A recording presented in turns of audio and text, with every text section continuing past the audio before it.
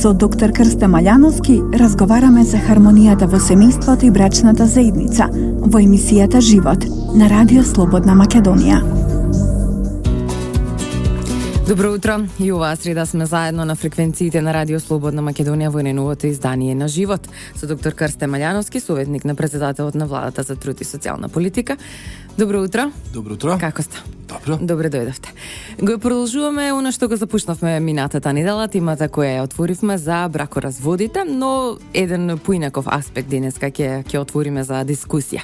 Во првото тримесечје од годинава во Македонија се склучени според статистиките 2643 бракови, што е намалување за 5,2% во споредба со истиот период минатата година, но пак од друга страна намалувањето е евидентирано и кај разводите. Бројот на разведени бракови е помал од минатата година за 4,3% и само 551 во првото тримесечје. Добре, сепак мислам дека ова првото што го споменавме околу браковите, значи треба да се зголеми, но ова со бракоразводите сепак ете намалено за неколку проценти. Денес ќе зборуваме за нешто друго. Постои една граѓанска иницијатива, доктор Маљановски, за еднакво старателство. Вие се запознати со оваа тема и ве молам, објаснете ни за што се работи. Да, постојат неколку невладини организации, издруженија кои сакаат да дојде до измена законот за семејство во насока да се изедначат правата на луѓето, односно мажите, односно жените при доверување, како и со решение и начинот на видувањето на нивните деца во евентуален бракоразвод. Од страна на една од невладините организации беше и доставена една предлог иницијатива до кабинетот, при што внимателно ја разгледавме и во една прилика и разговаравме директно со иницијаторите. Во секој случај, секој има право да поднесе иницијатива. Иницијативите некогаш се и многу делотворни, меѓутоа за конкретната иницијатива што е и може условно да кажам и уште неколку невладени многу слични иницијативи покрена за изедначување на правото на детето каде што не е детето кое што не е доверено на оној од родителите. Има повеќе аргументи кои се против отколку што се за.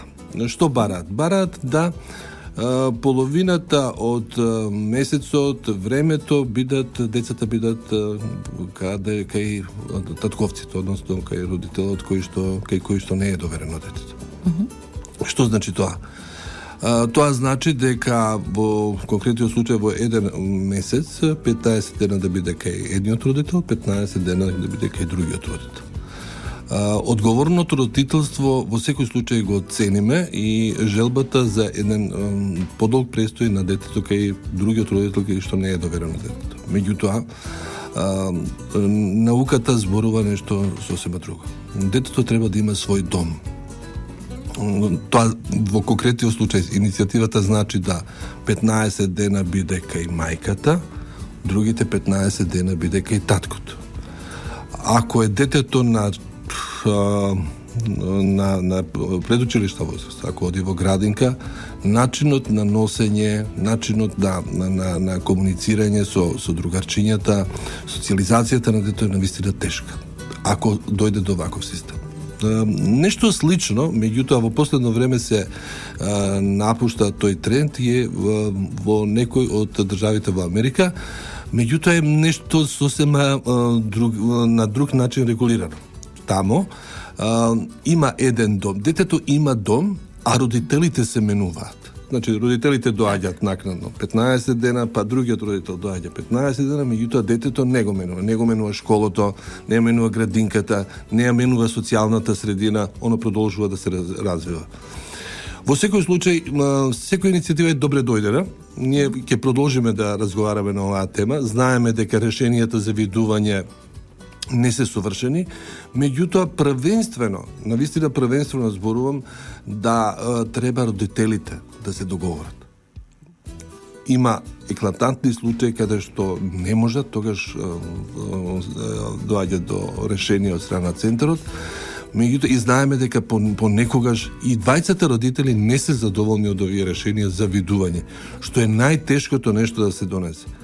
едно решение за видување, каде што дете кое припаѓа на тие родители, ние го ограничуваме неговото видување со еден од родителите.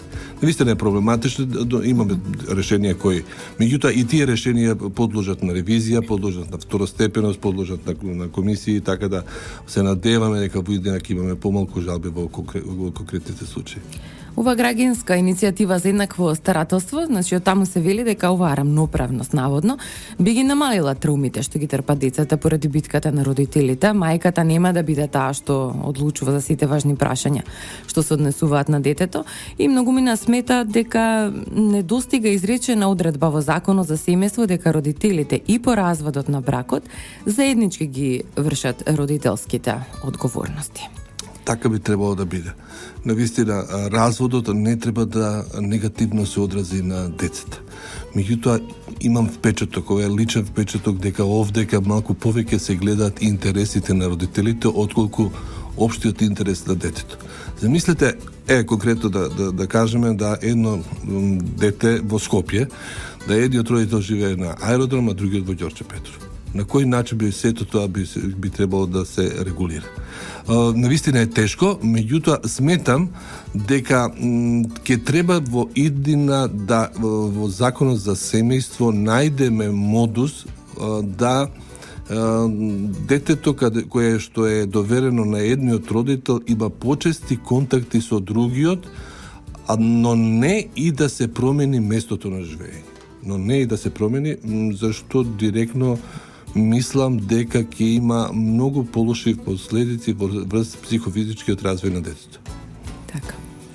И сега околу ова иницијатива да не се разбереме погрешно, значи повеќе имаат афинитет татковците, затоа што всушност како што зборувавме минатиот пат, во најчест случај детето се доделува нели за старателство на мајката. Да, овие неколку изреченија се навистина составени повеќето од луѓе од машки пол, односно татковци, кои неспорно е дека си ги сакаат своите деца, неспорно е дека решенијата за видување ги ограничуваат во тоа, меѓутоа неспорен е и фактот дека се развеле. Неспорен е фактот дека не можеме детето да го поделиме на половина, па едната половина да биде кај едниот, другата половина кај другиот. Инсистираме што е можно повеќе да со брачниот партнер со кој се развеле дојдат до некаков договор, до спогодба. Од тие причини и го фаворизираме спогодбениот развод, каде што би требало да бидат регулирани и овие односи. Затоа што кои сме ние, педагози, психолози, социјални работници кои ќе одредуваат судбината на детето? Детето е нивно, дефинитивно и за цел живот. И веројатно мислам дека одговорноста треба најповеќе да си ја преземат родителите. Затоа што дефинитивно се најодговорни.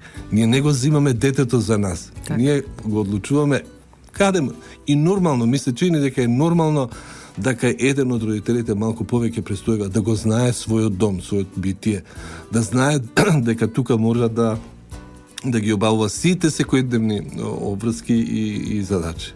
Да. Еве, ќе поземам една изјава објавена на republika.mk од еден текст токму на оваа тема. 34 годишен скопјанец вели: не сметам дека постои можност да се подели старателството подеднакво за двајцата родители. Вели: родител сум и недостасува моето дете секогаш кога не е со мене, но не се согласувам со оваа идеја, значи околу еднаквоста што ја споменавме. Особено тоа е невозможно доколку се работи за дете кое е помало од 3 години, каков што е мојот случај. На детето на оваа возраст му е многу попотребна мајката.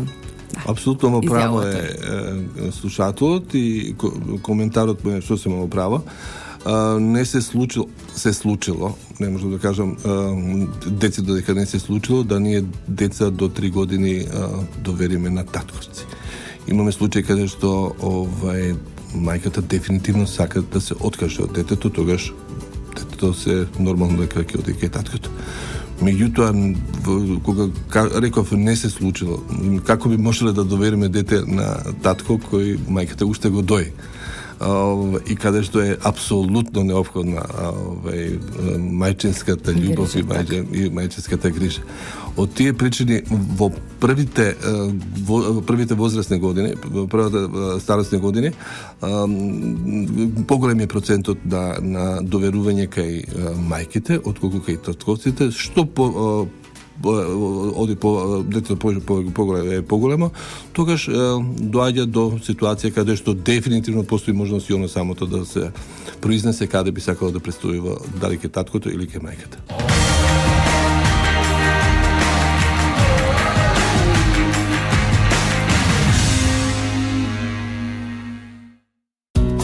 Се враќаме во живот, уште околу 10 на минути ни останаа да позборуваме на темата бракоразводи и последиците од нив.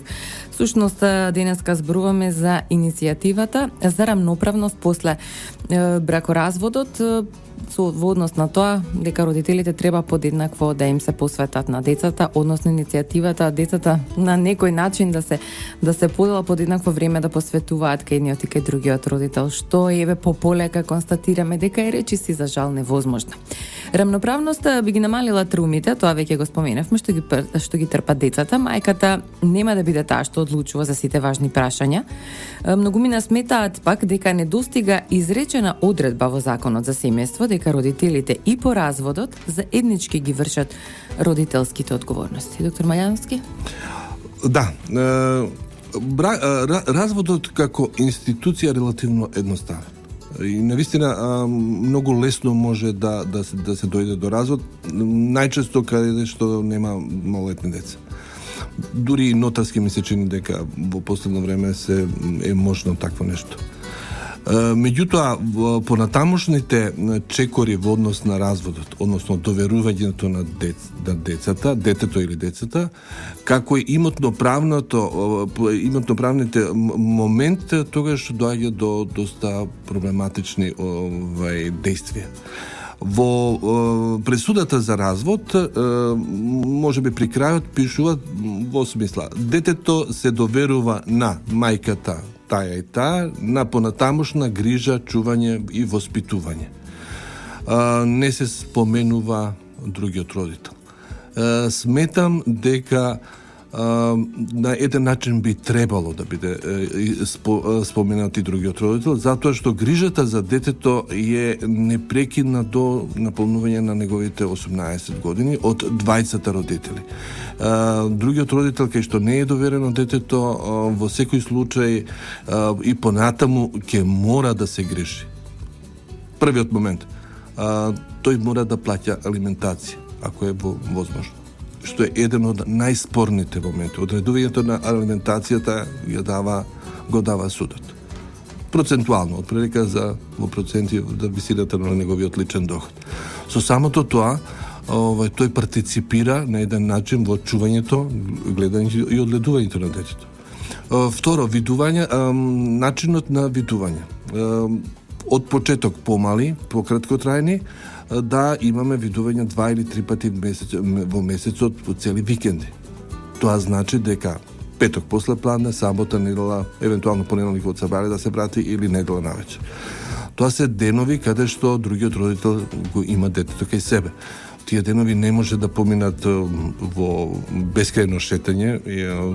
Во секој случај, тие денови би требало да бидат продуктивни, како за детето, така и за родителот, кој што учествува. Тоа се неколку, тоа се кога ќе да броиме, тоа значи отприлика 10 дена во месецот да престојува кај другиот родител, и тука нормално е да партиципира во неговото образование, помагајќи му решавање на домашни задачи, неговото воспитување, корекции во неговото воспитување ако ги приметил и така. Така да грижата за децата или детето продолжува можеби до крајот на животот, меѓутоа задолжението би требало да се прошири во секој случај, дека грижата продолжува и за другиот родител кој не е присутен во животот на детето после бракоразводот. Иницијативата што е подготвена од ова здружение, како и дел од психолозите кои работеле на предлог законот кој е веќе доставен до собранието, Значи, велат дека се за ова иницијатива, но се посочува исто така од нивната организација дека стручните лица во Министерството за труд и социјална политика, како и во центрите, се со поинаков стак дека треба да остане онака како што предвидува законот сега. Вашето лично мислење, ве молам? Моето лично мислење, како човек од пракса кој работел долги години на оваа проблематика, е да начинот на регулирање на видувањата со решение како што е досега и би требало да продолжи. Сметам дека колегите од Министерството за труд и социјална политика, прифаќајќи го овој предлог да го разгледаат, меѓутоа осознавајќи ги актуелните моменти во однос на бракоразводите, затоа што и бракоразводите во последно време се менуваат. Начинот на разводи, многу брзо реагирање во однос на разводите направија да во секој случај е подобро да во случај каде што не можат брачните другари да се договорат за начинот и видувањето на своите деца, да одлучува Центарот за социјална работа, стручните служби, меѓутоа не и никако да бидат поделени децата. Поделени децата во смисла да 50% од времето престојува кај едниот родител, 50% кај другиот. Тоа е мој личен став. Така. Во периодот на додека трае бракоразводната парница, независно од тоа кој го напушта домот, претпоставам дека во главном жените кои го напуштаат домот се враќаат кај родителите ако сепак немаат свое посебно место за живење. Значи прашањето ме додека трае таа бракоразводна парница, каде се згрижува детето? Додека судот не одлучи кому ќе му припаде. Да, во случај на почеток на бракоразводна парница, каде што партнерските односи се до толку нарушени, ако има евентуално има семејно наследство, тогаш постои реална можност, како што и кога зборувавме за семејното наследство, да жената со децата бидат згрижени во некој од шелтер центрите, ако нема на друго место.